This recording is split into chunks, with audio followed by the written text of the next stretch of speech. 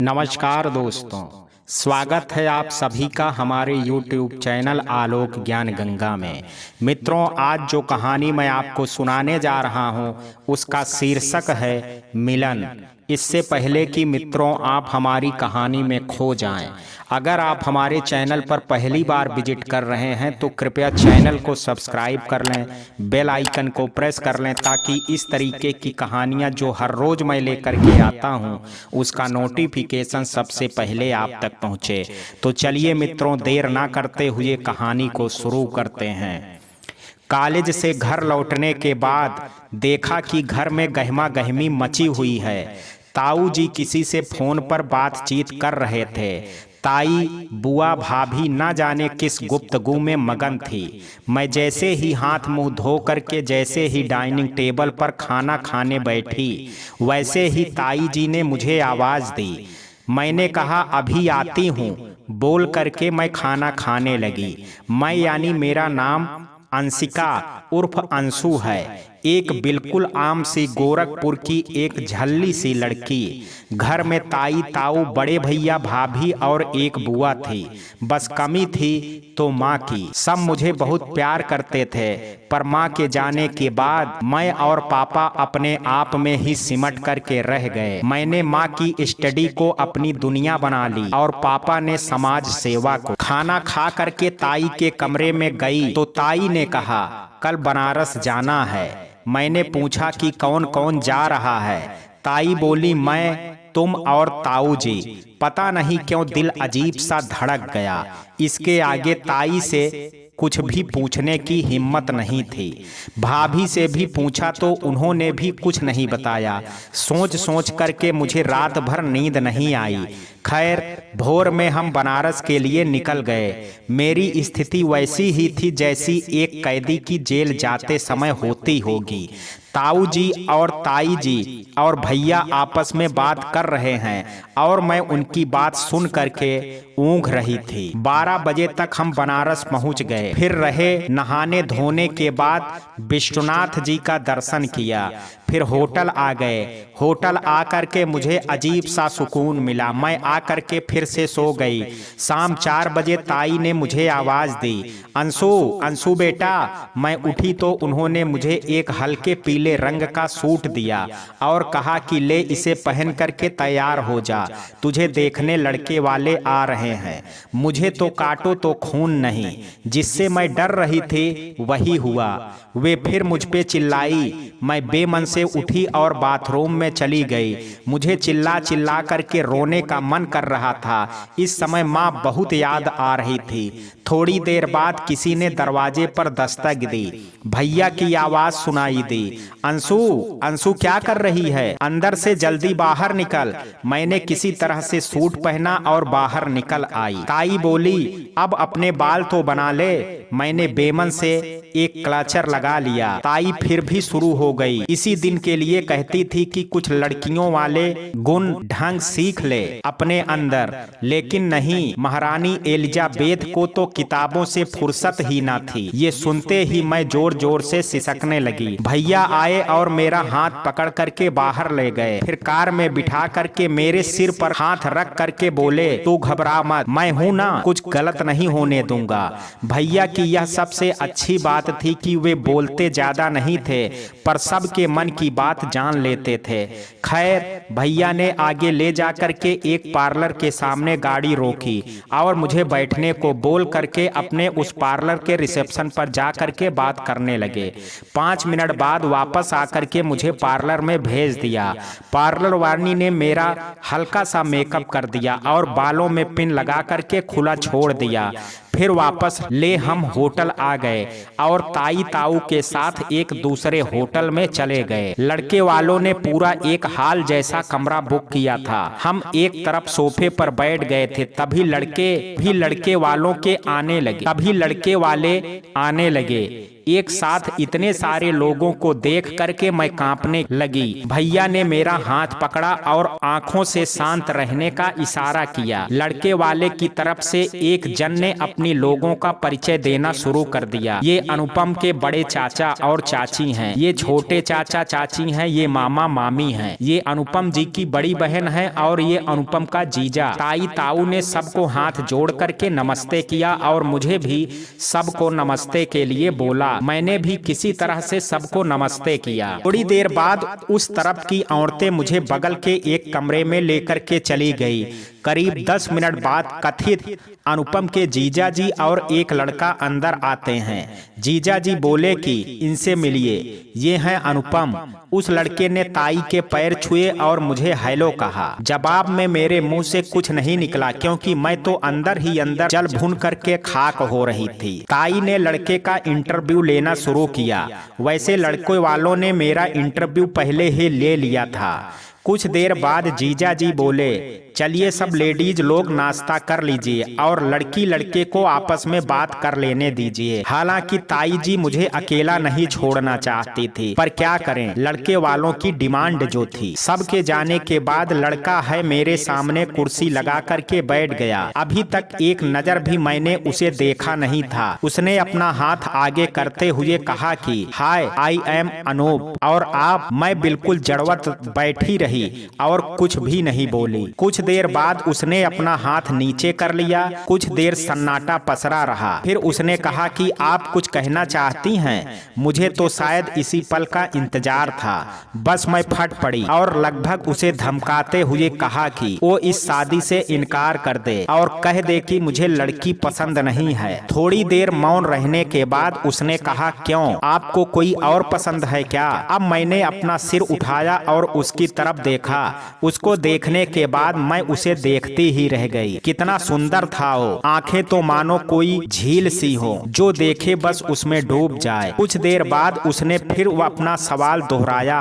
मैं वापस तंद्रा में आई और बोली, जी नहीं, मेरी जिंदगी में कभी किसी के लिए कोई जगह नहीं। वो कुछ भी नहीं बोला और हाल की तरफ चला गया। कुछ देर बाद अनुपम की बड़ी बहन मुझे भी हाल में ले गई। सब लोग नाश्ता करने लगे, पर मेरे मन में तो अजीब सी घबराहट हो रही थी। नाश्ते के बाद सब चलने को तैयार हुए। उसी समय अनुपम की दीदी मेरे पास आई और मुझे एक नारियल, एक अंगूठी और एक लिफाफा पकड़ा करके मेरा माथा चूमते हुए बोली, आज से तुम हम लोगों की हो गई हो। मेरी घबराहट और बढ़ गई और मेरी नजर उस लड़के को ढूंढने लगी। तभी ताई ने मुझसे सबका पैर छूने को कहा। मैं कांपते हुए आगे बढ़ी और किसी तरह से सबके पैर छुए। तभी मेरी नजर उस लड़के पर पड़ी जो मेरे ताऊ जी से किनारे में न जाने क्या क्या बातें कर रहा था। मुझे तो गुस्से में उसका खून करने का मन कर रहा था। फिर सब लोग जाने लगे और ताई मुझे लेकर के कार के पास आ गई। अनुपम फिर एक बार कार के पास आया और ताई के पैर छू करके आशीर्वाद लिया। मैंने बड़ी आशा भरी नजरों से उसे देखा। उसने भी मेरी तरफ देखा और एक हल्की सी मुस्कान दे करके चला गया। हम सब उसी समय गोरखपुर के लिए निकल लिए। घर आकर के मैंने अपने आप को कमरे में कैद कर लिया। चूंकि मैं पहले भी इसी तरह रहती थी, इसलिए घर में किसी को ज्यादा फर्क नहीं पड़ता था। भाभी ही कभी कभी अनुपम का नाम लेकर के मुझे छेड़ती रहती थी। एक दिन पापा ने घर आने पर मेरा उतरा हुआ चेहरा देख करके मुझे अपने पास बुलाया और कहा कि अंशु बेटा, तू खुश तो है ना?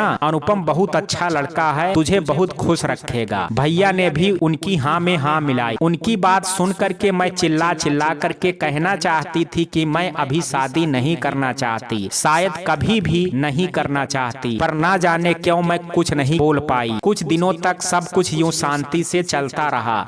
मैंने भी कॉलेज जाना शुरू कर दिया। एक दिन कॉलेज के आने के बाद मुझ पर फिर बम गिरा। भाभी चहकते हुए आई और बताया कि लड़के वाले एंगेजमेंट करना चाहते हैं और 5 मार्च की डेट बताई है। उन्होंने मुझे छेड़ते हुए कहा कि आपकी तो बल्ले बल्ले हो गई, उसी दिन बर्थडे और उसी दिन सगाई। वाह जी वाह, 5 मार्च को ही मेरा बर्थडे भी होता है। पता नहीं क्यों इस बार ना मैं दुखी हुई ना खुश हुई। शायद मेरा मन अब मेरी लाइफ में आने वाले बदलाव के लिए धीरे धीरे तैयार हो रहा था। एक दिन भैया मुझे और भाभी को बोल करके ले गए और मुझे लहंगा पसंद करने के लिए कहा। इन सब मामलों में पहले से ही झल्ली थी।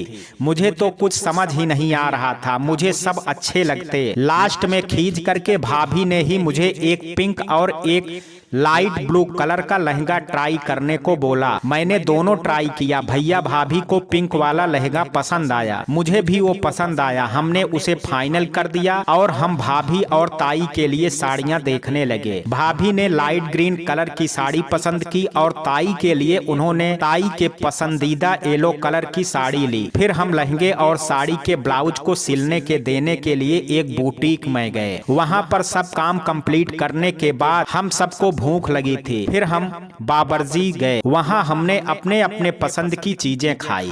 जैसे जैसे सगाई के दिन नजदीक आ रहे थे वैसे वैसे अंशु की धड़कन और गुस्सा दोनों बढ़ता जा रहा था। पता नहीं क्यों अंशु को उस अनुपम पर इतना गुस्सा आ रहा था कि सामने आने पर वो उसका सिर फोड़ दे। पर ज्यों ही उसे अनुपम की झील सी आंखें याद आती, उसे ना जाने क्या होने लगता था। आखिरकार 4 मार्च आ गया। लड़के वाले बनारस से गोरखपुर आ गए। उन्हें एक होटल में रोका गया था और सगाई का इंतजाम एक बैंक्वेट हॉल में किया गया था। 5 मार्च की दोपहर भाभी मुझे पार्लर ले गई। वहां मेरे हाथ पैर ठंडे पड़ते जा रहे थे। पार्लर वाली ने मुझे ग्लूकोज पिलाया, पर डर का भी कोई इलाज होता है। पिंक लहंगे और लाइट मेकअप में मैं अच्छी दिख रही थी, ऐसा मैं नहीं लोग बोल रहे थे। जैसे जैसे शाम ढलते जा रही थी वैसे वैसे मेरे मन की उथल पुथल बढ़ती जा रही थी। मुझे समझ नहीं आ रहा था कि मैं क्या करूं। एक तरफ मैं इस शादी से भाग जाना चाह रही थी तो दूसरी तरफ मैं कुछ भी नहीं कर पा रही थी। आखिरकार वो घड़ी आ गई जब मैं उसके साथ उसके बगल में खड़ी थी। मैं जैसे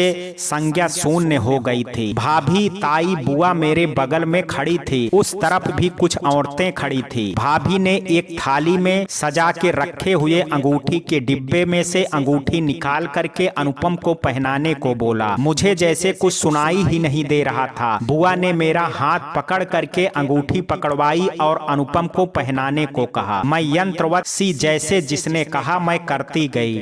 उसके बाद अनुपम की दीदी ने अनुपम से मुझे अंगूठी पहनाने और मुझसे हाथ आगे बढ़ाने के लिए बोली। मैं जैसे ही शांत खड़ी रही, फिर भाभी ने मुझसे बोला, मैं वैसे ही खड़ी रही। अब अनुपम बोला, अरे भाभी इतने सुंदर हाथ कोई मुझे इतनी आसानी से थोड़े ही दे देगा। उसकी आवाज मेरे कानों में जैसे ही पड़ी, मेरी नजर उसके चेहरे पर पड़ी।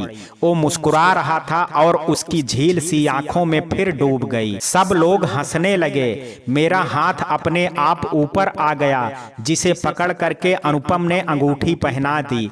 उसकी छुअन ने मुझसे अजीब सा एहसास भर दिया। उसकी छुअन ने मुझ में अजीब सा एहसास भर दिया, मानो कह रही हो घबराओ नहीं, मैं तुम्हारे साथ हूँ। उसकी छुअन में कोई अजनबीपन का एहसास नहीं था। फोटोग्राफर तरह तरह के पोज में हम दोनों की फोटो निकाल रहे थे। उसने मेरा हाथ पकड़ रखा था और मैं उसकी आंखों में खोई थी। फोटो सेशन के बाद सभी बातों में मशगूल हो गए। मैं और अनुपम एक काउच नुमा सोफे पर एक साथ बैठे थे। अनुपम बोला, नाराज हो मुझसे? मैं उसकी तरफ देखते हुए बोली, मेरी नाराजगी से क्या कुछ बदल जाएगा? कुछ देर शांत रह करके अनुपम बोला, अपनों पर विश्वास करना सीखिए। अंशिका जी सब आपसे बहुत प्यार करते हैं और अब मैं भी उनमें शामिल हूँ। मैंने उसकी तरफ देखा और फिर उसकी आंखों में डूब गई। थोड़ी देर बाद 2 वेटर किताब की शेप का एक बड़ा सा केक लेकर के आते हैं। अनुपम खड़ा होता है और मेरा हाथ पकड़ करके बोलता है, हैप्पी बर्थडे अंशिका जी। मेरे घर के सब लोग सरप्राइज हो जाते हैं क्योंकि सगाई के चक्कर में किसी को मेरा बर्थडे तो याद ही नहीं। भैया भाभी बुआ पापा सब आकर के मुझे बर्थडे विश करते हैं। बुआ मुझसे सबको पैर छूने को बोलती हैं। मैं ताऊ जी ताई जी और अनुपम के घर वालों के पैर छूती हूँ। फिर सब मुझे केक काटने को कहते हैं। केक काटने के बाद मैं जब पापा को खिलाने जाती हूँ तो पापा मेरा हाथ पकड़ करके अनुपम को खिलाने के लिए इशारा करते हैं। मैं मुड़ करके अनुपम की ओर देख करके उसे केक खिलाती हूँ। वह केक खाता है और थोड़ा सा केक ले करके मेरे गालों पर लगा देता है। सब लोग हंसने लगते हैं।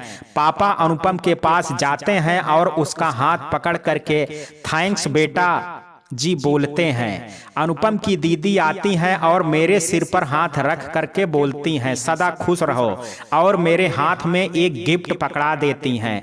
बाकी सब लोग भी मुझे आशीर्वाद देते हैं। कुछ देर बाद मैं भाभी और बुआ घर आ जाते हैं और बाकी लोग लड़के वालों को लेकर के होटल चले जाते हैं। घर आने के बाद मैं अपने कमरे में जाकर के कपड़े बदलने लगती हूँ। थोड़ी देर बाद भाभी आती हैं और मुझे गिफ्ट दिखाने को बोलती हैं जो मेरे बैग में थे। भाभी को पर्स दे करके बोलती हूँ आप खुद ही देख लो। भाभी एक एक करके गिफ्ट खोलती हैं। तभी बुआ भी आ जाती हैं। भाभी अनुपम की दीदी का भी गिफ्ट खोलती हैं। वो एक स्मार्टफोन था। भाभी और बुआ मुस्कुराने लगती हैं। भाभी फोन को ऑन करते हुए बोलती हैं बड़े चालाक हैं अनुपम जी, आप बहाने न बनाइए, इसलिए पहले से ही सिम विम डाल करके दिया है, व्हाट्सएप भी इंस्टॉल है और आपके ससुराल वालों के सबके नंबर भी सेव हैं। बुआ आकर के मेरा हाथ पकड़ करके कहती हैं अंशु अब तू नई जिंदगी शुरू करने जा रही है बेटा, अपने लिए खुश होना सीख। अनुपम बहुत अच्छा लड़का है, तुझे बहुत खुश रखेगा। इस लाइन को सुन सुन करके मुझे कुढ़ होने लगी थी। अनुपम अनुपम क्या है इस बंदे में जो ये सबका दिल जीत लिया है। तभी फोन का रिंग बजती है और अनुपम का नाम स्क्रीन पर फ्लैश होता है। भाभी मेरी तरफ बढ़ाती हाथ से नहीं का इशारा करती हुई बेड पर लेट जाती हूँ। भाभी और अनुपम हंसी मजाक करते हैं और भाभी उसे अपना नंबर भी बताती हैं। फिर मेरी तरफ बात करने का इशारा करती हैं। मेरे मना करने पर भी अनुपम से मेरे बाथरूम में होने का बहाना कर फोन रख देती हैं। दूसरे दिन अनुपम के घर वाले बनारस जाने के पहले घर पर मिलने आते हैं। ताऊ जी और पापा सबको ड्राइंग रूम में बैठाते हैं। भाभी अनुपम को घर दिखाने के बहाने मेरे कमरे तक लाने के बाद बोलती हैं आप कमरे में बैठिए, मैं नीचे से अंशिका को बुला के लाती हूँ। अनुपम ये जाने बिना कि मैं कमरे में आ जाता है। मुझे सोते देख करके वो शांति से मेरे बेड के बगल में बैठ करके मुझे देखने लगता है। कुछ देर बाद मेरी नींद खुलती है तो मुझे अनुपम दिखाई देता है। मैं फिर आंखें बंद कर लेती हूँ और बड़बड़ाती हूँ कि अब सपनों में भी परेशान करने आ गया। तभी मुझे अनुपम के हंसने की आवाज आती है। मैं चौंक करके बेड से लगभग उछलते हुए उतरने की कोशिश करती हूँ और उछल करके अनुपम के ऊपर ही गिर पड़ती हूँ। अनुपम मुझे जल्दी से संभाल लेता है। हम एक दूसरे को देखने लगते हैं। मैं मुंह बनाते हुए उससे बोलती हूँ तुम मेरे कमरे में क्या कर रहे हो? अनुपम बोला क्यों, हम आपके कमरे में नहीं आ सकते हैं? मैं आंखें चुराते हुए बोली नहीं, मेरा वो मतलब नहीं था। अनुपम मेरे एकदम पास आते हुए बोला आपको पता है आप बहुत खूबसूरत हैं और सबसे ज्यादा आपकी ये आंखें और ये बाल। तभी उसी समय भाभी की एंट्री होती है और वो ताली बजाते हुए बोलती हैं वाह क्या रोमांटिक सीन है। हाय अंशु जी, हमें तो आपके भैया के साथ ऐसे रोमांस करने का मौका ही नहीं मिला। हम दोनों हड़बड़ा करके एक दूसरे से दूर होते हैं। मैं भाभी को घूरने लगती हूँ। भाभी बोलती हैं कि अरे ननद रानी, मेरा शुक्र मनाइए कि हमने आपको इतना अच्छा चांस दिया। अनुपम मुस्कुराते हुए बोला हाँ भाभी, सच कहा आपने, इसके लिए बड़ा वाला थैंक्स आपको। भाभी बोलती हैं ठीक है, अब नीचे चलिए, सब लोग आपका इंतजार कर रहे हैं। अनुपम बोला आप चलो, मैं आता हूँ। भाभी मुस्कुराते हुए चली जाती हैं। अनुपम मेरे पास आता है और कहता है कि अंशिका जी, हम लोग एक रिश्ते में बंधने वाले हैं और आप अगर हम पे विश्वास नहीं करेंगी तो हमारे रिश्ते की नींव ही कमजोर हो जाएगी। मुझ पे विश्वास रखिए, मैं कभी आपका विश्वास नहीं तोड़ूंगा। अनुपम की बात सुन करके मैं बहुत कुछ कहना चाहती थी, पर ना जाने क्यों मेरी आवाज जैसे गले में अटक करके रह गई। मैं मुड़ करके बेड की दूसरी तरफ जाने लगी, तभी अचानक अनुपम ने मुझे अपनी तरफ खींचा और मेरे गाल पर किस करते हुए नीचे भाग गया। मुझे तो मानो किसी ने स्टैचू कर दिया हो। मैं अपना मुंह खोले उसी तरह देखती खड़ी रही। अगर बुआ मुझे ना हिलाती। अंशु अंशु क्या हुआ, ऐसे क्यों खड़ी है? चल सब तुझे नीचे बुला रहे हैं। सकपकाई हुई मैं नीचे जाने लगी। तभी बुआ ने मेरे सिर पर हाथ की थपकी मारी और बोली, तू क्या ऐसे लोअर टी शर्ट में जाएगी? मैं उनका मुंह देखने लगी तो बुआ बोली, कपड़े बदल करके जल्दी आ। मैं जैसे ही कपड़े लेने के लिए अलमारी खोली तो बुआ मुझे चिढ़ाते हुए बोली, अनुपम बड़ा शरारती है ना। ये सुनते ही मेरे पेट में ना जाने कैसी अजीब सी गुड़गुड़ होने लगी। मैंने अपना पेट पकड़ लिया। बुआ बोली जा जल्दी कपड़े बदल।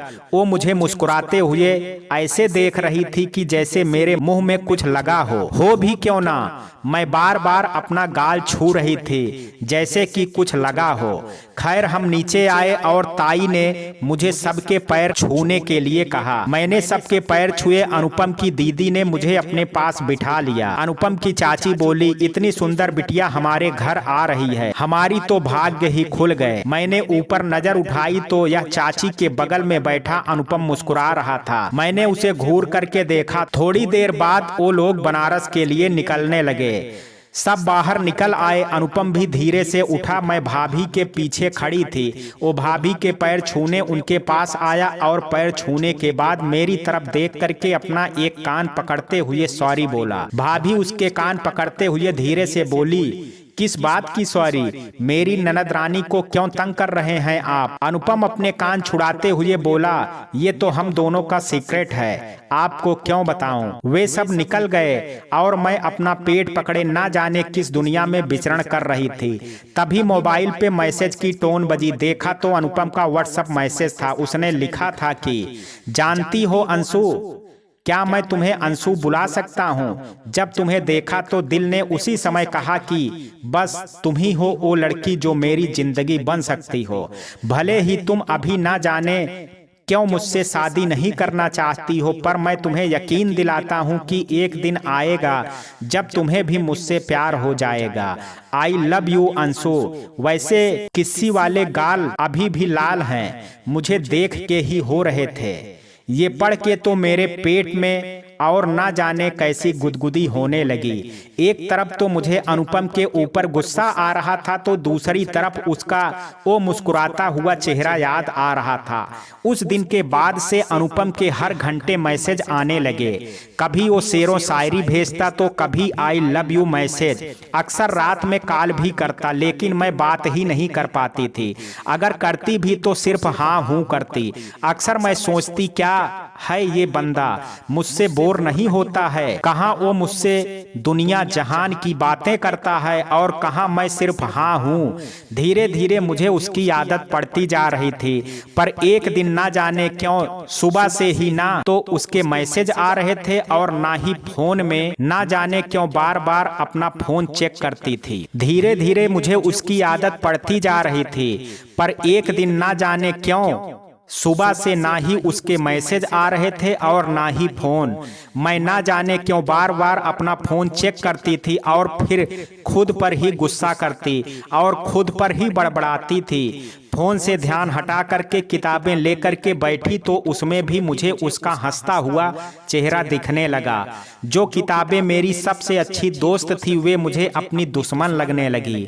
अपने रूम से निकल करके नीचे गई तो देखा सब अपने अपने काम में मशगूल थे। मैं भाभी को ढूंढती हुई किचन में गई तो देखा भाभी और बुआ खाना बना रही थी। मुझे देख करके बुआ बोली, तू आज यहाँ आ गई, कुछ चाहिए क्या? मैं कुछ बोलती उससे पहले भाभी हंसते हुए बोली, अरे आने दीजिए ना बुआ जी, कम से कम इसी बहाने कुछ सीख तो जाएगी, वरना बेचारे अनुपम जी को जिंदगी भर काफी और मैगी में ही गुजारा करना पड़ेगा। मुझे काफी और मैगी के अलावा कुछ भी बनाना नहीं आता था। वैसे भी कोई सास ससुर तो है ही नहीं कि ताने दे दे करके इनको काम करना सिखा दें। दोनों हंसने लगी। मुझे पता नहीं क्या खटका लगा, क्या उसकी भी माँ नहीं है? अब तक मेरा इस बात पर ध्यान ही नहीं गया था। मैं हमेशा सोचती थी कि आखिर क्यों वो मेरे मना करने के बावजूद भी मुझसे शादी के लिए तैयार हो गया, और ऐसा क्या है जो मैं ना चाहते हुए भी शादी के लिए मना नहीं कर पा रही हूँ। क्या यही वो वजह तो नहीं जो मेरे ना चाहने के बावजूद किस्मत हमें मिला रही है। मैं समझ ही नहीं पा रही थी कि मैं किस द्वंद में हूँ। अनुपम का फोन रात में भी नहीं आया। मैं सोचते सोचते ना जाने कब से सो गई। दूसरे दिन यूनिवर्सिटी निकल गई। क्लास करने के बाद जब स्टैंड में स्कूटी निकाल रही थी कि उसी समय मुझे लगा कि जैसे अनुपम खड़ा है। मैं अपने आप बड़बड़ाने लगी कि इस लड़के की वजह से मैं पागल होती जा रही हूँ। किस लड़के की वजह से आप पागल होती जा रही हैं अंशु? दिल अजीब सा उछलने लगा। ये तो अनुपम की आवाज है। पलट करके देखा तो सचमुच अनुपम ही खड़ा था, उन्हीं हंसती हुई आंखों के साथ। मुझे अपनी आंखों पर विश्वास नहीं हुआ। मैंने आंखें बंद करके फिर से खोली और पलट करके देखा तो सचमुच वो खड़ा था। उसे देख करके मैं हड़बड़ा गई और मेरे हाथ से स्कूटी छूट करके गिर गई। साथ ही अगल बगल की एक दो और गाड़ियां गिर गई। वो मेरे करीब आया और मुझे किनारे कर गाड़ियों को उठाने लगा। फिर मेरी स्कूटी लेकर के स्टैंड से बाहर आ गया। मैं भी उसके पीछे पीछे बाहर तक आई। बैठो, अनुपम बोला। क्यों? और ये मेरी स्कूटी है। तो मैंने कब कहा कि ये मेरी है? अनुपम बोला, मुझे घर जाना है। मैंने कहा, तो मैं कौन सा तुम्हें बनारस भगा के ले जा रहा हूँ, पर मैं घर पर बिना बताए कहीं नहीं जाती। मैंने कहा, तो पूछ लो। अनुपम ने कहा, मैं पर्स में फोन ढूंढती हूँ लेकिन फोन शायद घर पर ही छूट गया था। फोन नहीं है। मैं बोली, कोई बात नहीं, मेरा है ना, ये लो। अनुपम बोला, मैं आपका फोन लेती हूँ। ऑन करने पर स्क्रीन पर मेरी पिक्चर लगी होती है। ये क्या? उसे घूरते हुए मैं बोली, फोन है और क्या? उसने हंसते हुए कहा, तुम चिंता मत करो, मैंने योगेश भैया और पापा जी दोनों से परमिशन ले ली है कि आज तुम मुझे गोरखपुर घुमाओगी। उसने मुझसे हंसते हुए कहा। मुझे कुछ समझ में नहीं आ रहा था तो हार करके मैंने भैया को फोन लगाया।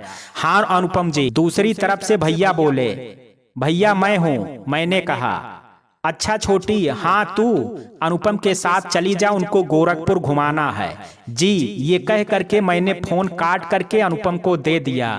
वो मेरी तरफ देखते हुए बोला, क्या इरादा है? मैं हार करके बिना कुछ बोले उस स्कूटी पर बैठ। अनुपम गाड़ी चला रहा था और मैं चुपचाप उसके पीछे बैठी थी। अनुपम बार बार साइड मिरर से मुझे देख रहा था।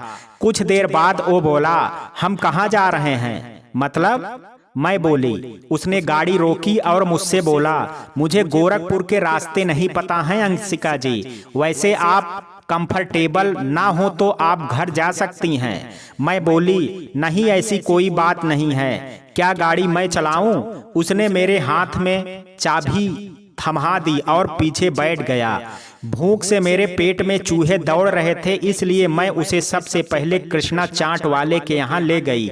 वहाँ हमने मिश्राम्बू पिया चाट खाई, दही बतासे खाए और लास्ट में भी आइसक्रीम भी खाई। इस दौरान अनुपम बस मुझे देख रहा था। मैं सोच रही थी कि ये भी सोचता होगा कि मैं कितनी भुक्खड़ हूँ, पर मैं क्या करूं? इस सांप पर आकर के न जाने मेरी कौन सी इंद्रियां जग जाती हैं कि मेरा पेट तो भर जाता है पर मन नहीं भरता है। मैं बिल मांगती हूं तो अनुपम ही मुझे आंख दिखा करके बिल पे कर देता है। मुझे किसी से जबरदस्ती नहीं करनी आती, इसलिए मैं शांत रह गई। फिर हम बाहर निकले। वहां से हम गोरखनाथ मंदिर गए। वहां अनुपम हर मंदिर में घूम घूम करके पूजा कर रहा था और मैं चुपचाप उसे देखती रही। शायद ये उसके बनारसी संस्कार थे। मुझे तो ज्यादा पूजा पाठ आता नहीं, इसलिए मैंने हाथ जोड़ करके ही प्रार्थना कर ली। वहां से हम निकले ही थे कि भैया का फोन अनुपम के फोन पर आया। अनुपम ने मुझे फोन दिया। छोटी, तुम लोग कहाँ हो इस समय? भैया बोले, गोरखनाथ साइड में हैं। मैं बोली। भैया ने कहा कि ठीक है, तुम लोग घूमो फिरो, अभी 5 बजे हैं और मैं अभी भाभी तुम लोगों को 7:30 तक रॉयल दरबार होटल पर मिलेंगे। मैंने बुझे मन से ठीक है कहा और फोन काट दिया। फिर मैं उसे रामगढ़ ताल के बोटिंग पॉइंट ले गई। वहां पहुंच करके वो बिल्कुल सरप्राइज्ड हो गया। वाह यार, ये तो बहुत ही खूबसूरत जगह है, बिल्कुल किसी बीच की तरह है। वास्तव में ये जगह गोरखपुर की सबसे खूबसूरत जगह है। शहर के एकदम बीचों बीच विशाल झूला नुमा ताल, जिसके किनारे किनारे बनी सीढ़ियां, उनके बीच बीच में बने बोटिंग पॉइंट, सड़कों के किनारे लगे गुलमोहर के पेड़ वहां की छटा को और चार चांद लगा देते हैं। मुझे वहां बैठ करके डूबते हुए सूरज को देखना बहुत अच्छा लगता है। हम दोनों वहां सीढ़ियों पर बैठ गए। मैं वहां बैठ करके डूबते सूरज को देख रही थी और अनुपम मुझे देख रहा था। थोड़ी देर बाद अनुपम ने अपना हाथ मेरी ओर बढ़ाया और मैंने अपने आप उसके हाथ में अपना हाथ दे दिया। उसने बड़े ही प्यार से मेरे हाथों को अपने हाथों में थाम लिया।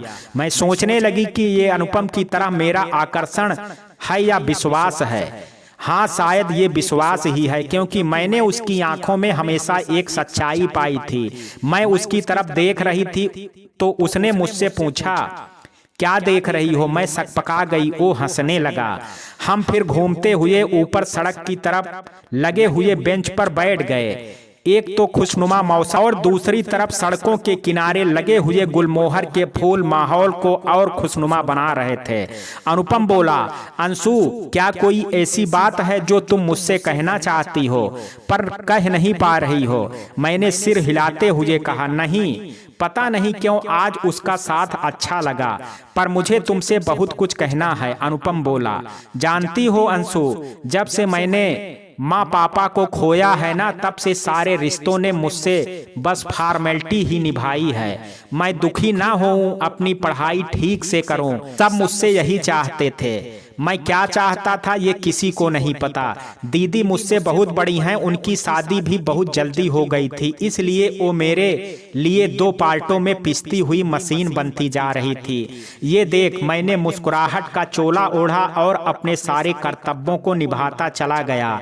IIT रुड़की से पास होने के बाद तुरंत जॉब लग गई और दीदी के इच्छा अनुसार अब जल्द से जल्द शादी कर उन्हें जिम्मेदारी से मुक्त करना था।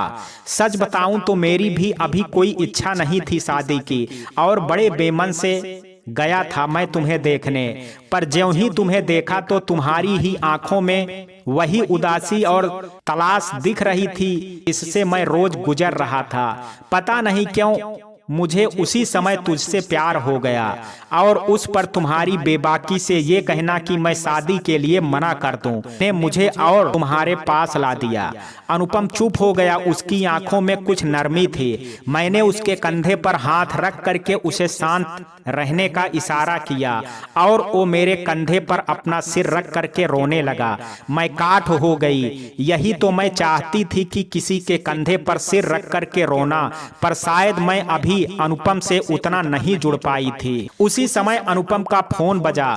भैया का फोन था कि वो हमें पेंटालून बुला रहे हैं। मैंने बिना कुछ बोले स्कूटी स्टार्ट की। अनुपम भी बिना कुछ बोले आकर के चुपचाप बैठ गया। पूरे रास्ते में हम दोनों ने कोई बात नहीं की। पेंटालून पहुंचने पर अनुपम ने मेरा हाथ पकड़ा और कहा, सॉरी, मैं कुछ ज्यादा ही भावुक हो गया था। कोई बात नहीं, मैं बोली। हम दोनों एक दूसरे की आंखों में देख रहे थे, तभी भाभी हम दोनों के सिर पर चपत लगाते हुए बोली, सारा रोमांस आज ही कर लोगे आप लोग, तो शादी के बाद क्या करोगे? हमने पलट करके देखा तो भाभी खड़े थे। मुझे तो इतनी शर्म आ रही थी कि मैं जल्द से जल्द आगे बढ़ने लगी। मन ही मन सोच रही थी कि हे भगवान, भैया ना जाने क्या सोचते होंगे। बाकी सब भी मेरे साथ पीछे पीछे ऊपर आ गए। भैया ने जबरदस्ती अनुपम को एक शर्ट और ट्राउजर दिलवाई। भाभी ने अपने लिए कुर्ती ली। मैं इन सब से अलग खड़ी थी। अनुपम बार बार मुझसे कह रहा था कि मैं अपने लिए भी कुछ शॉपिंग करूं। भाभी और भैया हंसने लगे। भैया बोले, अंशु और शॉपिंग? आप बारात लेकर के दरवाजे तक आ जाएंगे, तब तक यहीं खड़ी रहेगी और मैं क्या लूं? सब हंसने लगे तो मैंने अपनी बड़ी बड़ी आंखों को और बड़ा किया और उन्हें घूरने लगी। तभी अनुपम ने छोटे बच्चों की तरह मेरे गाल पकड़ते हुए कहा कि गलत बात भैया, आप मेरी अंशु को चिढ़ा रहे हैं। कोई बात नहीं अंशु, अब से मैं तुम्हारी शॉपिंग करूंगा। मैंने अपने गाल छुड़ाए और तुनक करके बिलिंग एरिया में आ गई। कि ये लोग जल्दी से बिलिंग कराएं और मुझे फुर्सत मिले। सारी पेमेंट भैया ने की, लेकिन लास्ट में देखा कि अनुपम ने कुछ ब्लू कलर की कोई ड्रेस का पेमेंट किया। मैंने सोचा कि अपनी दीदी के लिए ले रहे होंगे। वहां से हम रॉयल दरबार आए और खाना ऑर्डर किया।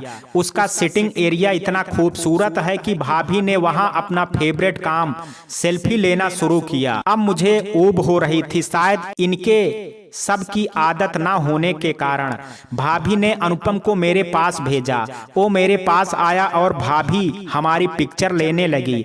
एक दो पिक्चर लेने के बाद लास्ट में मैं नए वहां से अपनी टेबल की ओर जाने लगी थी कि अनुपम ने मेरी कमर में हाथ डाल करके मुझे अपनी ओर खींचा और उसकी बेशर्मी देख करके मेरा मुंह खुला का खुला रह गया और भाभी ने उसी पोज में हमारी फोटो खींच ली।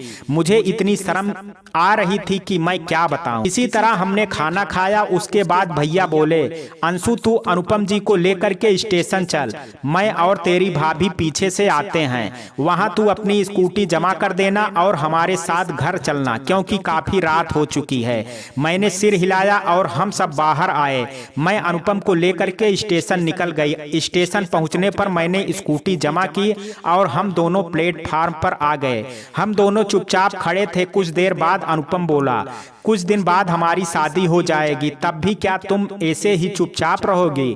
फिर उसने मेरा हाथ पकड़ा और बोला, अच्छा सच सच बताओ कि आज पूरा दिन तुमने मेरे साथ गुजारा, क्या पूरी जिंदगी इसी तरह मेरे साथ गुजारना पसंद करोगी? मैं उसकी आंखों में देखने लगी। वो आंखें बड़ी उम्मीद लगाए मुझसे अपना सवाल दोहरा रही थी। सच बताऊं, मैं कहना चाहती थी हाँ, पर ना जाने कौन सी झिझक थी जो मुझे रोक रही थी। मैं कुछ कहती उससे पहले ही भाभी, भैया और ट्रेन तीनों आ गए। अनुपम की आंखें अब भी मुझसे अपना जवाब मांग रही थी और मैं चाह कर की भी निरुत्तर थी। थोड़ी देर बाद वो ट्रेन में चढ़ गया।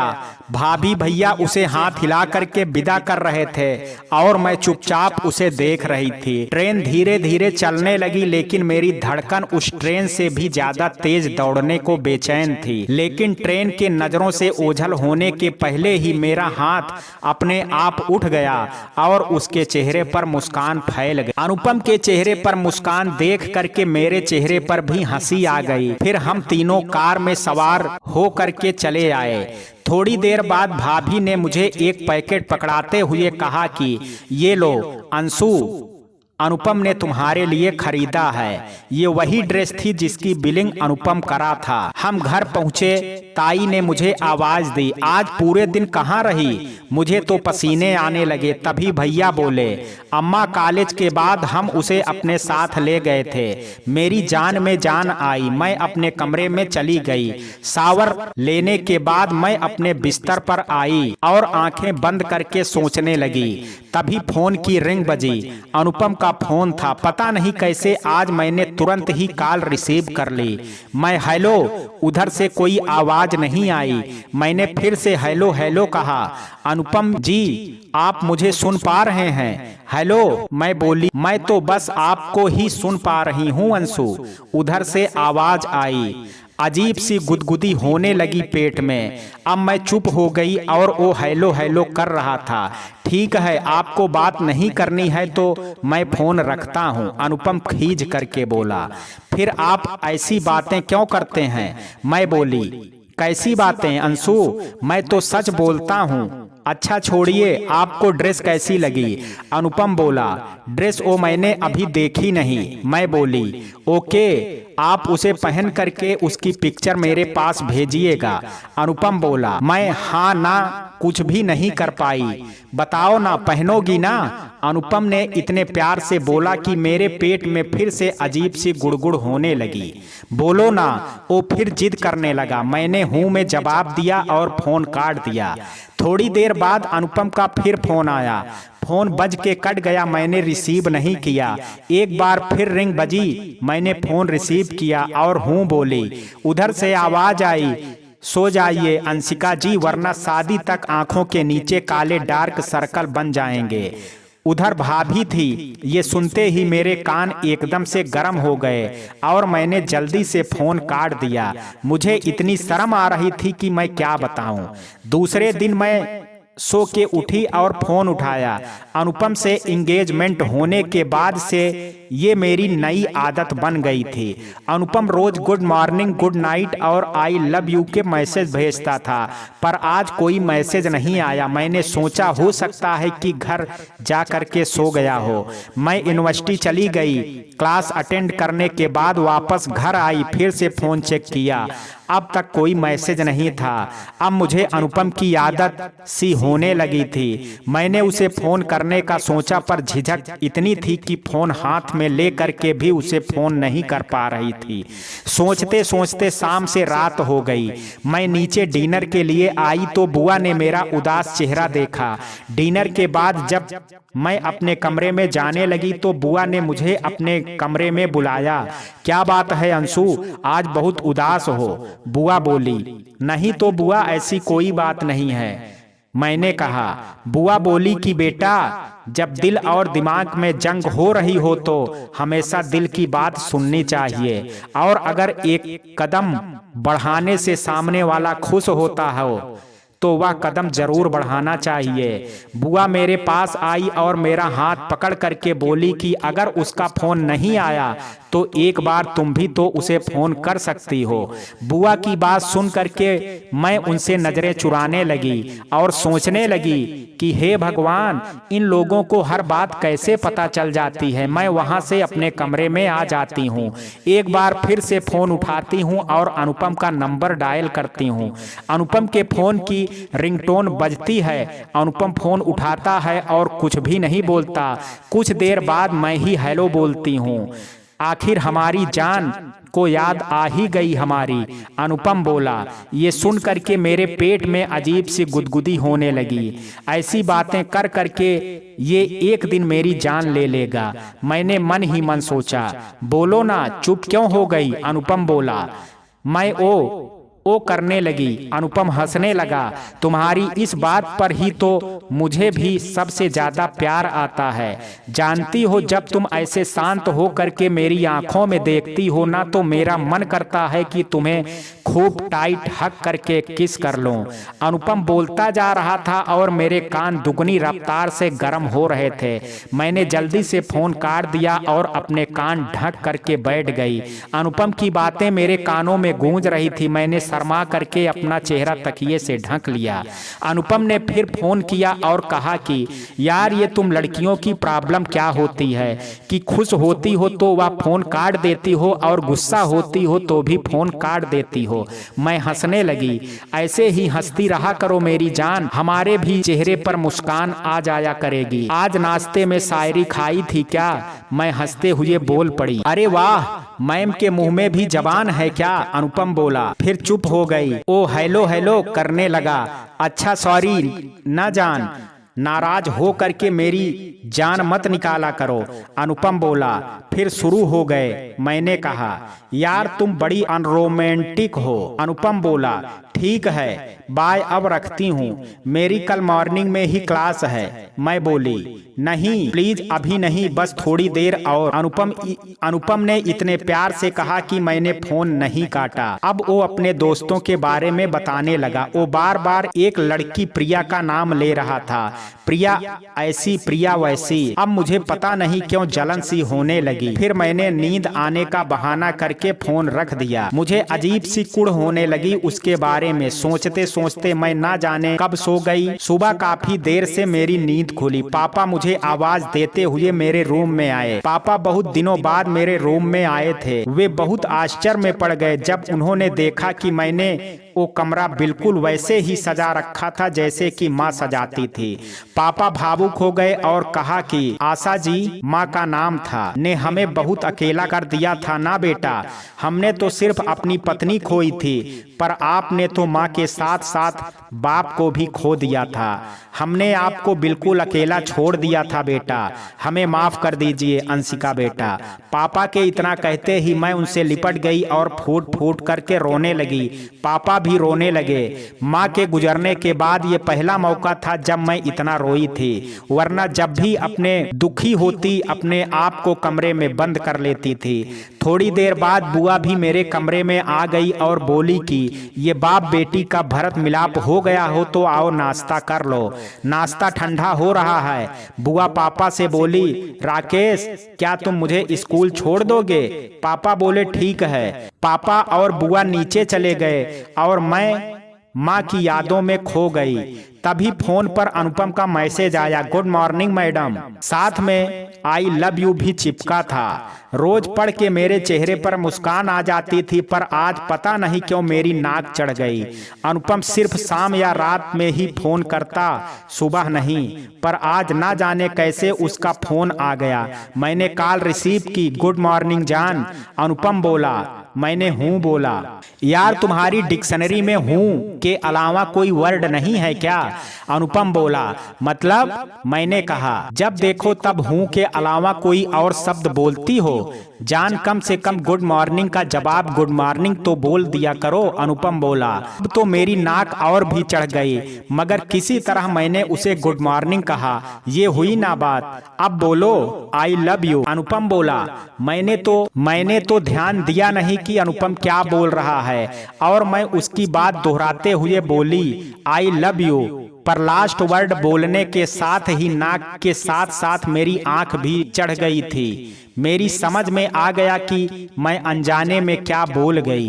अनुपम हंसने लगा और बोला, तुम दुनिया की पहली लड़की होगी अंशु जिसने अपनी नाक लाल करके आई लव यू बोला होगा। अब तो मुझे अनुपम के साथ साथ अपने ऊपर भी गुस्सा आने लगा। मैंने गुस्से में फोन काट दिया। उसके बाद अनुपम ने कई बार फोन किया, पर मैंने फोन नहीं उठाया। मुझे अपने आप पर बहुत गुस्सा आ रहा था। मैं नहा धो करके नीचे आई तो भाभी दोपहर के खाने की तैयारी कर रही थी। मैंने अपना नाश्ता निकाला और टीवी के सामने बैठ करके नाश्ता करने लगी। भाभी मेरे पास आई और मुझसे अनुपम के बारे में पूछने लगी कि वो कब पहुंचा, कुछ कह तो नहीं रहा था हमारे बारे में वगैरह वगैरह। मुझे बड़ी कुढ़ आ रही थी, पर मैंने नाश्ते के साथ साथ अपने गुस्से को खाते हुए किसी तरह उनकी बातों का जवाब दिया। इसी तरह से दिन गुजरे और रात हुई, पर आज मुझे ना जाने किस बात का गुस्सा था कि मुझे कुछ भी अच्छा नहीं लग रहा था। इसी चक्कर में मैं दिन भर में 3-4 बार नहा चुकी थी। ये मेरी पुरानी आदत थी कि जब मैं गुस्सा या दुखी होती थी तो मैं शावर के नीचे जाकर के बैठ जाती थी। बहरहाल फिर उस रात अनुपम का फोन आया। मैंने रिसीव किया और कुछ भी बोला नहीं। कभी तो कुछ बोला करो ना जान। अनुपम अपने बैठे हुए गले के साथ किसी तरह बोला, ये क्या हो गया आपके गले को? मैंने पूछा। वो प्रिया ने मुझे आइसक्रीम की शर्त लगा रखी थी तो ज्यादा खा ली, इसलिए गला। ये नाम प्रिया सुनते ही मेरे अंदर का ज्वालामुखी फिर से जग गया। मेरा मन कर रहा था कि मैं जा करके थोड़ी आइसक्रीम और खिला दूं। वो फिर किसी तरह बोला, अब क्या हुआ? मैंने कहा, मैं सोच रही हूं कि थोड़ी थोड़ी आइसक्रीम और खिला दूं आपको। अनुपम हंसने लगा और बोला, अले ले ले, मेरे बाबू को जलन हो रही है। शेड अप, मुझे क्यों जलन होगी? तुम जिसके साथ चाहो उसके साथ खाओ, मुझे क्या? मैं बोली, वाह, लड़कियों की यही अदा सबसे ज्यादा क्यूट होती है, जब वो किसी से जलती हैं। अनुपम हंसते हुए बोला। उसे हंसते हुए सुन करके मेरा मन उसकी बत्तीसी तोड़ने को हो रहा था। मैंने गुस्से में कहा, अच्छा तुम्हें बड़ा पता है लड़कियों की आदत के बारे में। अब वो और जोर से हंसने लगा। मुझे बहुत कुढ़ हुई और मैंने गुस्से में फोन काट दिया। उसने 2-3 बार कॉल किया लेकिन मैंने फोन नहीं उठाया। अनुपम की बातें याद कर करके मुझे अब बहुत गुस्सा आ रहा था। इसी गुस्से में मैं ना जाने कब सो गई। आधी रात में मुझे यूं लगा जैसे अनुपम मुझे बुला रहा है। जान जान, मैंने तकिए से अपना सिर ढक लिया। आवाज फिर से मेरे कानों तक आ रही थी। मैंने गुस्से में आकर के तकिया फेंका जो पानी की बोतल को जा लगा। बोतल गिरी और मेरी नींद खुल गई। मैंने सिर पर हाथ रखा और सोचा कि ये लड़का अब मुझे रात में भी चैन से सोने नहीं देगा। मैंने दोबारा सोने की कोशिश की और ना जाने कब सो गई। सुबह उठते ही फोन उठाया और देखा कि अनुपम का लंबा चौड़ा मैसेज था, हमारी जान हमसे नाराज ना हो। ओके बाबा, सॉरी, अब मान भी जाओ ना। अच्छा तुम वीडियो कॉलिंग करो, मैं कान पकड़ करके उठक बैठक कर लूंगा। मैं मन ही मन हंसने लगी और अगले ही पल मेरी हंसी गाफूर हो गई। प्रिया सच कह रही थी कि मैं डफर हूँ। वो कह रही थी कि मुझे अच्छे से बात करना नहीं आता है। मैंने हम दोनों की बातें उसे बताई और प्रिया ने मुझे एक नंबर का बुद्धू कहा। सॉरी ना अंशिका, अब गलती हो गई, प्लीज माफ कर दो, मैंने बुदबुदाते हुए कहा। प्रिया ने बोला है। तब इनको पता चला कि साहब ने गलती की, वरना तो इन्हें पता ही नहीं चलता। मेरे गुस्से का पारा फिर चढ़ गया। मैं नहा धो करके नीचे नाश्ते के लिए आई। आज संडे था इसलिए सब घर पर ही थे। मैं डाइनिंग टेबल पर बैठी और नाश्ता करने लगी, तभी भैया बोले, छोटी नाश्ता करके जल्दी से तैयार हो जा, आज तेरा लहंगा लेने चलेंगे। मैं कुछ नहीं बोली तो भाभी ने मुझे चिढ़ाते हुए कहा कि अरे अंशिका जी, खुश हो जाइए, आपका लहंगा लेने हम बनारस चल रहे हैं। बनारस का नाम सुनते ही खाना मेरे गले में अटक गया, मुझे खांसी आने लगी। ओह, इतना खुश हो गई बनारस के नाम पर कि खांसी आने लगी। भाभी ने कहा, मैं जा करके क्या करूंगी? मैंने कहा, तुम नहीं जाओगी तो क्या लहंगा हम ट्राई करेंगे, भैया ने हंसते हुए कहा। तभी पापा बोले, कैसे जाओगे तुम लोग? फ्लाइट से? भैया ने कहा। फ्लाइट? एक और बम मेरे ऊपर गिरा। फ्लाइट से जाने का नाम सुन करके मुझे पसीना आने लगता है। खैर, भैया भाभी ने मुझे किसी तरह मनाया और 40 मिनट बाद हम सब बनारस पहुंच गए। एयरपोर्ट पर हमें लेने के लिए एक गाड़ी खड़ी थी। ये किसने भेजी? मैंने पूछा। तेरे दूल्हे ने, भैया ने हंसते हुए कहा। भैया ने जवाब से मैं तो मौन साध गई, पर भाभी की चटर पटर चलती रही। कुछ देर बाद हम एक शॉप पर पहुंचे। भाभी ने लहंगे और साड़ियां दिखाने के लिए बोला। दुकानदार ने पहले हमें लहंगा दिखाना शुरू किया। मुझे तो वैसे भी ज्यादा कुछ समझ में नहीं आ रहा था, इसलिए मैं चुपचाप बैठे सब देख रही थी। भाभी ने 2-4 लहंगे किनारे करके मुझे ट्राई करने के लिए कहा। उधर से मैं एक सुर्ख लाल रंग के लहंगे को पहन बाहर आई। संयोग से ब्लाउज पहनते समय मेरा क्लेचर टूट गया और मेरे लंबे बाल खुल गए। तभी मैंने देखा कि अनुपम एक लड़की के साथ अपनी चिरपरिचित मुस्कान के साथ खड़ा था। तभी वो लड़की मेरे पास आई और माशा अल्लाह, इस घोंचू को तो तुम जैसी सुंदर लड़की कैसे मिल गई? अरे यार, ये लहंगा कितना खूबसूरत लग रहा है तुम पर, वो लड़की लगभग चीखते हुए बोली। सब लोग मुझे देख रहे थे और मैं उस लड़की को। तभी अनुपम भी हमारे पास आ गया और बोला, मेरी जान को नजर ना लगा चुड़ैल। अच्छा मैं चुड़ैल और तुम बड़े हीरो लाल, वो उसकी पीठ पर मारते हुए बोली। पता नहीं क्यों उन दोनों की हरकतों से मुझे बड़ी कोफ्त हो रही थी, इसलिए मैं भैया भाभी के पास चली गई। वे दोनों भी उनकी हरकतों पर हंस रहे थे। मुझे कुछ भी अच्छा नहीं लग रहा था। मैंने 1-2 लहंगे और ट्राई किए, उसके बाद मैंने और लहंगे ट्राई करने से मना कर दिया। सबको वही पहले वाला लहंगा ही अच्छा लग रहा था। लहंगे के बाद हम साड़ियां देखने लगे। सब साड़ियां देख रहे थे और मैं अनुपम को, पर अनुपम तो उस लड़की में बिजी था। वो अपने लिए लहंगे देख रही थी। तभी उसकी नजर मुझ पर पड़ी तो उसने अनुपम के कान में कुछ कहा। अनुपम मेरी तरफ देखने लगा। मैंने अपनी नजर घुमा ली। पता नहीं क्यों मुझे रोना आ रहा था। थोड़ी देर बाद अनुपम हम लोगों के पास आया और बोला, आप लोगों की शॉपिंग हो गई हो तो चलिए कुछ खा पी लेते हैं, बड़ी जोर की भूख लगी है। भैया ने सारी साड़ियां और लहंगे की बिलिंग की। शॉप के 2 नौकर 2 बड़े बड़े झोलों में सारा सामान बाहर लाए। एक झोला डिग्गी में रखा गया। दूसरे के लिए भैया ने अनुपम से बोला कि इसे वो अपनी डिग्गी में रख लें, पर अनुपम तो शायद सब कुछ पहले से प्लान करके आया था। उसने मुस्कुराते हुए भैया को अपनी गाड़ी दिखाई और ना जाने भैया से क्या कहा। भैया मेरे पास आए और बोले, छोटी तुम अनुपम और प्रिया के साथ आओ, सीट पर सामान रखने के बाद बैठने में परेशानी होगी। सचमुच गाड़ी छोटी थी, इसलिए सीट पर बिल्कुल भी जगह नहीं थी। मैं मन मार करके किसी तरह से उनकी गाड़ी में बैठी। प्रिया कार ड्राइव कर रही थी और अनुपम उसके बगल में बैठा था।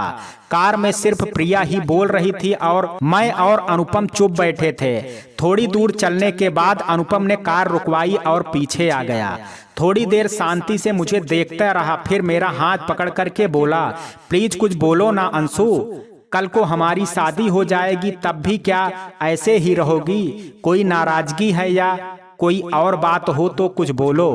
प्रिया भी बार बार पूछने लगी कि क्या बात है। अंशु तुम ऐसे शांत रहती हो या फिर कोई और बात है? वो जैसे जैसे बोल रही थी वैसे वैसे ही मेरा पारा गर्म हो रहा था। फिर अनुपम ने खींच करके कहा, ठीक है, तुम्हें ये शादी नहीं करनी तो मत करो, मैं आज ही जा करके मना कर देता हूँ। अब तो मेरा दिल धड़क उठा और मैंने डबडबाई आंखों से उसको देखा। वो गुस्से में खिड़की के दूसरी तरफ देख रहा था और प्रिया उस पर चिल्ला रही थी, ऐसी बात की जाती है, तुझे कब अकल आएगी डफर। इन सब के बीच रेस्टोरेंट आ गया। अनुपम दरवाजा खोल करके बाहर निकल गया।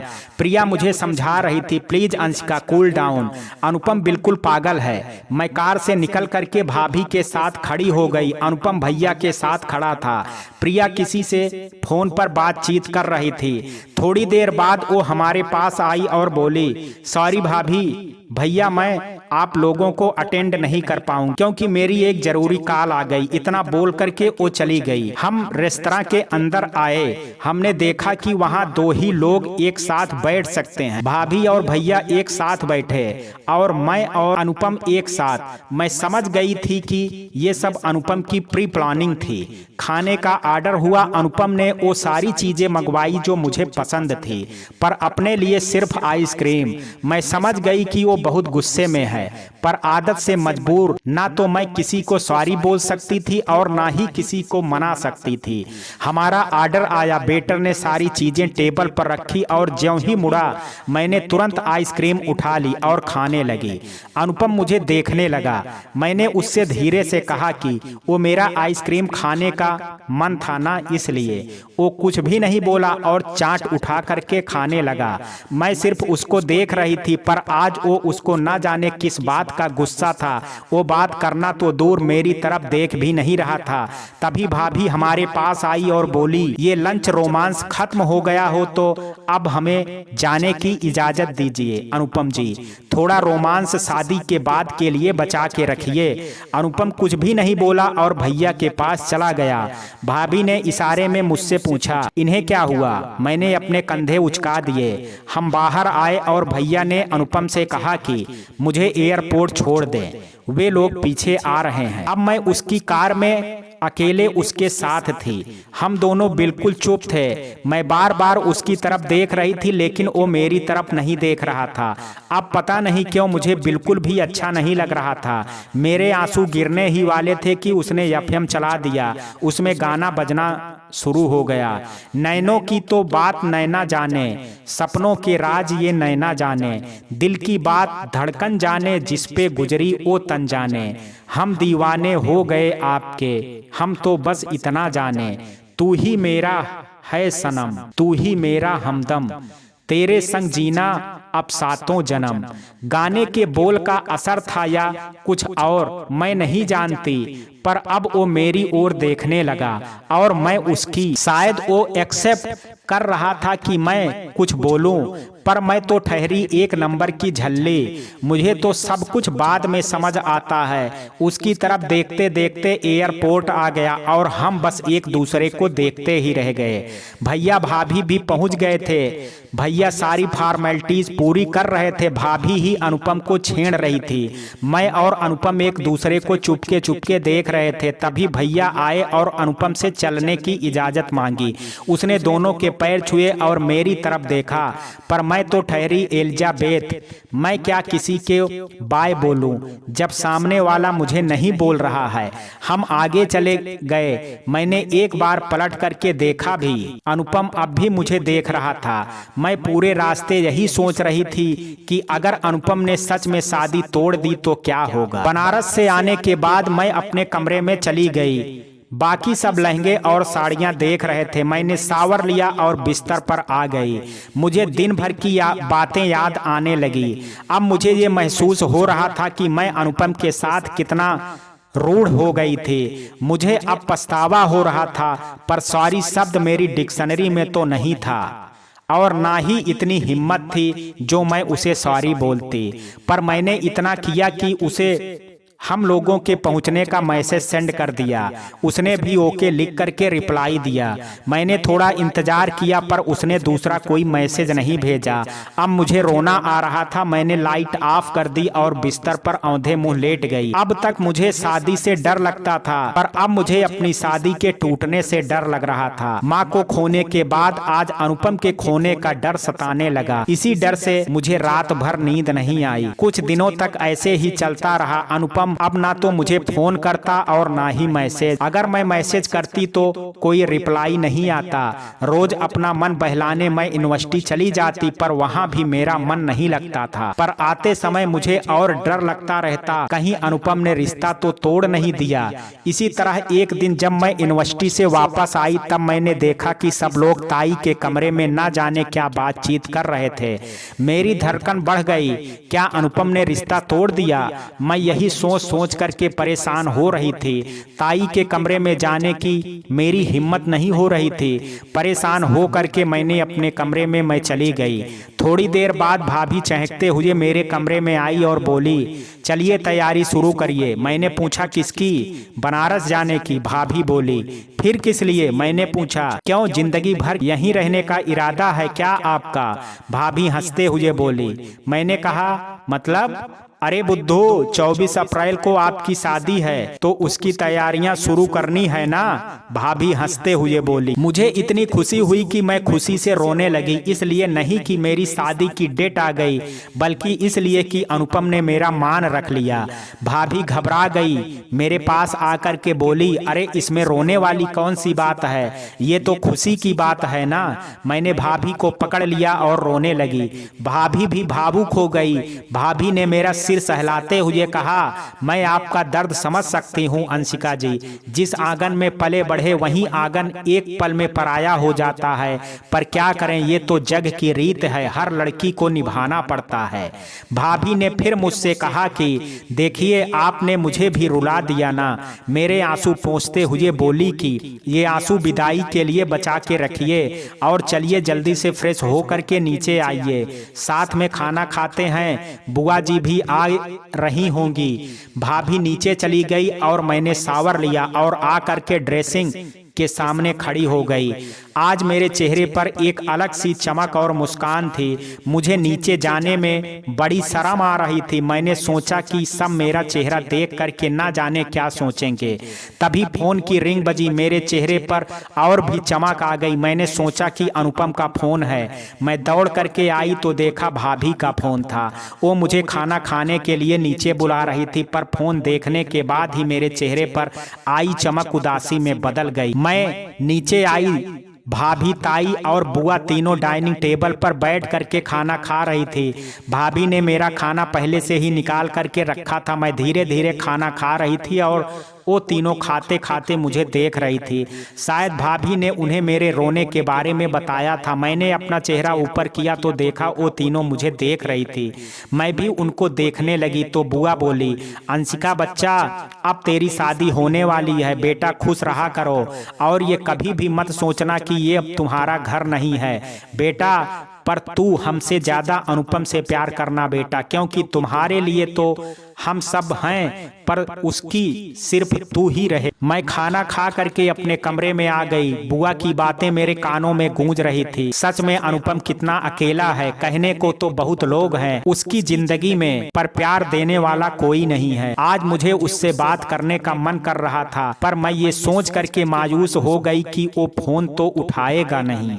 आगे के दिन भी ऐसे ही गुजरे। ना अनुपम ने फोन किया और ना ही मैंने फोन कर पाई, क्योंकि भाभी और बुआ रोज मुझे शॉपिंग के लिए घसीट ले जाती थी। कभी ज्वेलरी की शॉपिंग, कभी ससुराल वालों के कपड़े, कभी कुछ। मैं इतना थक जाती कि वहां से आने के बाद मैं कब सो जाती मुझे खुद भी नहीं पता चलता था। आखिरकार 22 अप्रैल से हमारी शादी की रस्में शुरू हो गई। हल्दी वाले दिन भाभी ने मुझे पीले कलर का लहंगा पहनाया और साथ में पिंक कलर के फूलों वाली ज्वेलरी। मैं इतनी सुंदर लगती रही कि मुझे खुद भी यकीन नहीं हो रहा था। नीचे आने पर ताई ने मुझे देखते ही उठ करके काला टीका लगाया और बलैया उतारी। सब ने मुझे हल्दी लगाई। पापा और भैया ये सब देख करके अभी से भावुक हुए जा रहे थे। दूसरे दिन मुझे मेहंदी लगाई गई। मेहंदी वाली ने बहुत ही खूबसूरत लगाई मेहंदी। उसमें अनुपम का नाम भी लिखा। अनुपम का नाम सुन करके दिल ऐसे उछल रहा था कि क्या बताऊं। फिर 24 अप्रैल आ गया। मुझे सुबह से ही बड़ा अजीब सा लग रहा था। जिस शादी के नाम से मैं इतना डरती थी, आज वही मुझे एक अजीब सी खुशी दे रही थी। बस यही मन चाह रहा था कि अनुपम जल्दी से मेरे सामने आ जाए और मैं उसको देख पाऊं। खैर, उस समय मुझे तमाम तरह की रस्में निभानी पड़ी। उसके बाद लगभग 3 बजे भाभी मुझे पार्लर ले गई। रास्ते में उन्होंने मुझे बताया कि बारात आ गई है। बारात को होटल में ठहराया गया है और खाने पीने और जयमाला का इंतजाम एक मैरिज हॉल में किया गया था, जबकि शादी की बाकी रस्में घर में होनी थी। लगभग 7 बजे पार्लर वाली ने मुझे तैयार कर दिया। थोड़ी देर बाद भैया हमें लेने आए। भैया ने मुझे देखा तो देखते ही रह गए। पास आकर के भाभी से बोले, हमारी छोटी कितनी बड़ी हो गई है ना। हम घर आ गए। मैरिज हॉल घर के पास ही था, तो सबने सोचा कि अब बारात आएगी तो मुझे वहां ले जाएंगे। भैया मैरिज हॉल चले गए और पापा और ताऊ जी घर पर कपड़े बदलने आए। मैं ड्राइंग रूम में ही बैठी थी तो दोनों ने मुझे देखा। पापा तो मुझे देख करके भावुक हो गए और रोने लगे। ताऊ जी ने भी आज पहली बार मेरे सिर पर हाथ फेरा और अपनी आंखें पोंछते हुए अपने कमरे में चले गए।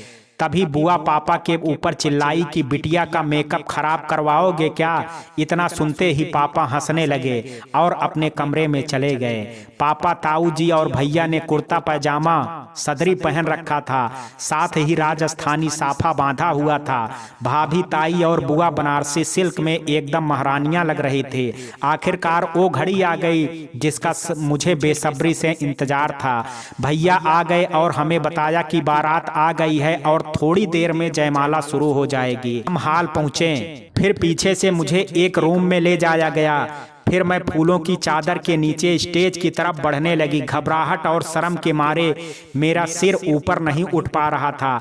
भाभी और बुआ मेरे साथ साथ चल रही थी। ये डीजे वाले भी ना कभी कभी गाना एकदम सटीक बजाते हैं। उसे ये गाना बज रहा था, आए हो मेरी जिंदगी में तुम बहार बनके, मेरे दिल में यूं ही रहना तुम प्यार प्यार बनके। फिर मैं स्टेज के पास आई और जहां अनुपम मेरा इंतजार कर रहा था। फिर फोटोग्राफरों ने उसे मेरा हाथ पकड़ने को स्टेज की सीढ़ियों पर चढ़ने के लिए कहा।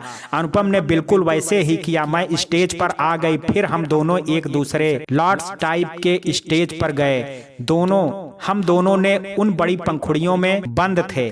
स्टेज धीरे धीरे ऊपर जा रहा था। अनुपम ने मुझे और मैं अनुपम को देख रहे थे। फिर पंखुड़ियां खुलने लगी और हमने एक दूसरे को जयमाला पहनाई। अब हम वापस पहले वाले स्टेज पर आकर के बैठ गए। शादी में अनुपम के साथ बहुत सारे दोस्त भी आए थे। प्रिया भी आई थी जो डीजे पर डांस कर रही थी। अनुपम के दोस्त उसे आ करके बधाई दे रहे थे और मुझे बहुत ही खूबसूरत बता रहे थे। अनुपम बार बार मेरी ओर देख करके खुश हो रहा था। मैं भी उड़ती उड़ती नजर उस पर डाल रही थी। अनुपम आज भी बहुत खूबसूरत लग रहा था। थोड़ी देर में फोटोग्राफी शुरू हो गई। सब लोग आ करके हमारे साथ फोटो खिंचवा रहे थे। मुझे ये सब बड़ा बोरिंग लग रहा था। थोड़ी देर बाद सब लोग हमें खाने की टेबल पर ले गए। अनुपम और मैं अगल बगल बैठे थे। भाभी भी मेरे साथ ही थी। अनुपम ने मुझे और मैंने अनुपम को एक एक बाइट्स खिलाया। अनुपम के दोस्त हमारे साथ मस्ती कर रहे थे। प्रिया मोबाइल से हमारी पिक्चर क्लिक कर रही थी, पर ना जाने क्यों वो थोड़ी देर में आकर के अनुपम की प्लेट से खाना खा रही थी। वो मुझे बिल्कुल भी अच्छा नहीं लग रहा था। मेरा मन हो रहा था कि मैं उससे बोल दूं कि जा करके दूसरी प्लेट में खाना ले करके खा लो। आखिरकार भाभी ने उसे टोक ही दिया। उसका मुंह बन गया और मेरा तो मन कर रहा था कि मैं भाभी का मुंह चूम लूं। मैंने अनुपम की ओर देखा तो वो हंस रहा था। शायद वो मेरे मन की बात समझ गया था। मुझे भी हंसी आ गई। थोड़ी देर बाद मुझे घर ले जाया गया। फिर घर पर शादी की बाकी रस्मों की तैयारी होने लगी। मुझे मंडप में बिठाया गया। थोड़ी देर में अनुपम भी आ गया। कुर्ता पैजामा और बनारसी बनारसी सदरी में वो एकदम से राजकुमार लग रहा था। फिर शादी की रस्में शुरू हुई, फेरे हुए, सिंदूर दान हुआ और हमारी शादी संपन्न हो गई। थोड़ी देर बाद हम दोनों को कोहबर, वो जगह जहां पर शादी के बाद कुल देवता की स्थापना की जाती है, वहां पर ले जाया गया। वहां हमने एक दूसरे को लड्डू और दही खिलाया। भाभी अनुपम से खूब मजाक कर रही थी और अनुपम भी उनका बखूबी जवाब दे रहा था। फिर अनुपम होटल चला गया और मेरे घर में मेरी विदाई की तैयारी शुरू होने लगी। विदाई का नाम सुन करके ही मेरा दिल बैठा जा रहा था। मैं रोने लगी तो घर के सब लोग मुझे देख देख करके रोने लगे। भाभी और बुआ मुझे मेरे कमरे में ले आई और उन्होंने मुझसे कहा कि इसे नहा धो करके फ्रेश हो जाऊं। मैं नहा धो करके वापस आई तो भाभी मुझे साड़ी पहना करके तैयार करने लगी। तैयार होने के बाद मुझे नीचे ले जाया गया। तकरीबन 3 बजे मेरी विदाई हो गई। सब लोग खूब रो रहे थे, सबसे ज्यादा पापा और ताऊ। फिर हम एयरपोर्ट के लिए निकल गए। पापा, भैया और ताऊ भी एयरपोर्ट तक हमें छोड़ने आए। मैं एक बार फिर भावुक हो गई और लगभग 1 घंटे बाद हम बनारस पहुंच गए। हम अनुपम के घर पहुंचे। अनुपम का घर संकरी गलियों के बीच एक 4 मंजिला मकान था। हम नीचे की फ्लोर पर थे और जहां दीदी और प्रिया ने अनुपम और मेरा दरवाजा छेंक रखा था। अनुपम ने प्रिया को इशारा किया तो प्रिया ने बोला कि आज हमारी दोस्ती नहीं चलेगी, आज मैं तेरी बहन हूँ, समझा। ये सुन करके मुझे बड़ी खुशी हुई। अनुपम ने फिर उन दोनों को कुछ रुपए दिए और हम घर के अंदर आ गए। यहाँ भी कोहबर में हमसे पूजा करवाई गई। फिर तमाम रस्में शुरू हुई। उसमें एक रस्म अंगूठी ढूंढने की थी। उसमें अनुपम हर बार जीत गया और मेरा मुंह बन गया। फिर मुझे एक कमरे में ले जाया गया। शायद ये अनुपम के मम्मी पापा का कमरा था। उसमें अनुपम के मम्मी पापा, अनुपम और दीदी की फोटो दीवार पर टंगी थी। एक बड़ा सा बेड भी पड़ा था। मुझे दीदी ने कहा कि अब तुम आराम करो, मैं बाहर से दरवाजा लगा दे रही हूँ ताकि तुम्हें कोई परेशान ना करे। मैं बेड पर बैठे बैठे जाने कब सो गई। शाम को अनुपम के दूर के रिश्तेदार की कोई भाभी आई और मुझे जगाया और बोली कि जा करके नहा लो। जब मैं नहा करके वापस आई तो मैंने दीदी के बारे में पूछा तो उन्होंने बताया कि दीदी के ससुर की तबीयत खराब हो गई है, इसलिए वो अपने ससुराल चली गईं। अनुपम भी गया है और वह अभी थोड़ी देर में आ जाएगा। उन्होंने मुझे एक रेड कलर की साड़ी पहनाई जिसमें मैं बहुत सुंदर दिख रही थी। ऐसा मैं नहीं, वो भाभी बोल रही थी। फिर उन्होंने मुझे खाना दिया। मुझे भूख भी बहुत लगी थी, इसलिए मैं धीरे धीरे खाना खाने लगी। इधर उधर की बातों के बाद उन्होंने मुझे फर्स्ट नाइट के लिए मेरे बारे में मजाक करने लगी। उनकी बातें सुन करके मुझे अजीब सी घबराहट होने लगी। मेरी भूख भी उड़ गई। मैंने अपनी थाली टेबल पर रख दी, पर भाभी जी का मजाक चालू था। मेरा शरीर अब कांपने लगा। तब वो चुप हुई और बाहर जा करके अनुपम को फोन कर दिया कि अंशिका की तबीयत खराब हो गई है। उसके बाद भाभी ने मुझे हमारे कमरे में पहुंचा दिया। पूरा कमरा गुलाब और बेला के फूलों से सजाया गया था। ये सब देख करके मुझे और घबराहट होने लगी। भाभी बाहर बैठने को बोल करके मुझे कमरे में छोड़ करके चली गई। मेरी घबराहट बढ़ती जा रही थी। उसी समय मुझे एक बेवकूफ़ी सूझी और मैंने अपना पर्स टटोला। उसमें मुझे नेल कटर मिला। मैंने सोचा कि अगर अनुपम ने मेरे साथ कोई जोर जबरदस्ती की तो मैं उसे इससे डराऊं। थोड़ी देर में अनुपम आया और मेरे पास आते हुए बोला कि क्या हुआ हमारी जान को। अभी वो मेरे पास आता उससे पहले ही मैंने उसे नेल कटर का चाकू दिखाते हुए बोली कि अगर उसने मेरे साथ कुछ भी किया तो मैं उसे इससे मारूंगी। अब अनुपम हंसने लगा। हंसते हंसते उसने अपना पेट पकड़ लिया। अब मुझे रोना आने लगा। अनुपम हंसते हुए मेरे पास आया और मेरे हाथ पीछे करके खूब तेज से गले लगा लिया और मेरे माथे को चूमते हुए बोला कि अगर मैं तुम्हारे साथ कुछ करना चाहूं तो तुम इस नेल कटर से मेरा क्या बिगाड़ पाओगी। मैं रोने लगी तो उसने मुझे छोड़ते हुए मेरे सिर पर एक चपत मारी और पूछा कि ये फितूर मेरे दिमाग में कहां से आई। तो मैंने तो सुबकते हुए कहा कि वो भाभी ने। वो समझ गया कि तो उसने मुझे बेड पर बैठाते हुए बोला, अंशिका तुम मेरी जिंदगी का सबसे प्यारा गिफ्ट हो और तुम जब तक नहीं चाहोगी मैं तुम्हें हाथ भी नहीं लगाऊंगा। अनुपम की बात सुन करके मैं फपक पड़ी और आ करके उसके सीने से लग गई। अनुपम मेरा सिर सहलाने लगा। मैं कब उसकी बाहों में सो गई मुझे पता ही नहीं चला। जब मेरी नींद खुली तो देखा कि अनुपम मुंह खोल करके बिल्कुल बच्चों की तरह सो रहा था। मुझे उस पर बड़ा प्यार आया। थोड़ी देर बाद मैं नहाने चली गई और नहा करके आई, तब भी अनुपम सो रहा था। मैं किचन में गई, ढूंढ करके कॉफी बनाई और कुछ बिस्किट भी रखे।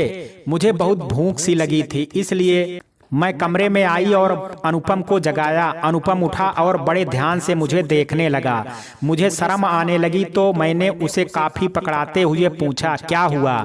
अनुपम बोला कि पिंक कलर में तुम सबसे ज्यादा सुंदर लगती हो। मुझे हंसी आ गई। तभी अनुपम के मोबाइल पर दीदी का फोन आया। वे बोली कि आज अंशिका से कुछ मीठा बनवा लेना, आज उसकी पहली रसोई है। फोन काट करके अनुपम हंसने लगा और बोला, चलिए बीबी जी आज से चूल्हा चौका संभालिए। मैंने कहा मतलब?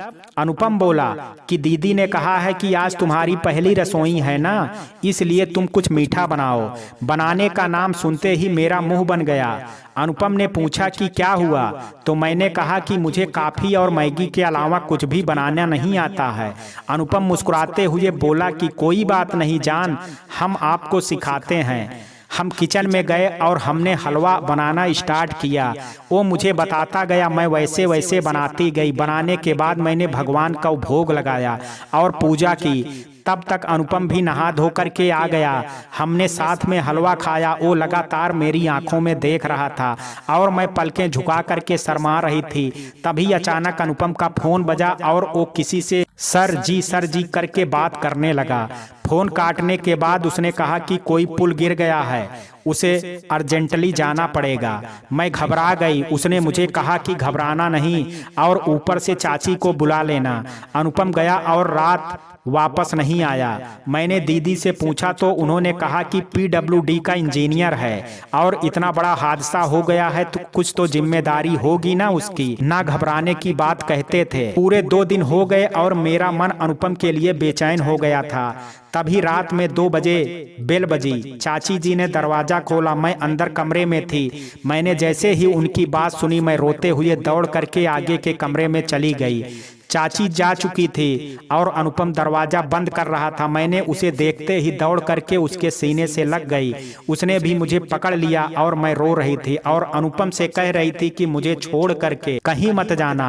आज मेरी सारी झिझक, सारी शर्म, सब कुछ खत्म हो गई थी। आज हम दोनों के बीच के सारे फासले खत्म हो गए और हमारा मिलन हो गया। तो मित्रों, ये कहानी आपको कैसी लगी? आप अपनी राय मुझे कमेंट बॉक्स में जरूर दीजिएगा। वीडियो अगर पसंद आया हो तो वीडियो को लाइक, शेयर और चैनल को सब्सक्राइब करना ना भूलें। कल मिलते हैं एक नई कहानी के साथ। तब तक के लिए जय हिंद, जय भारत।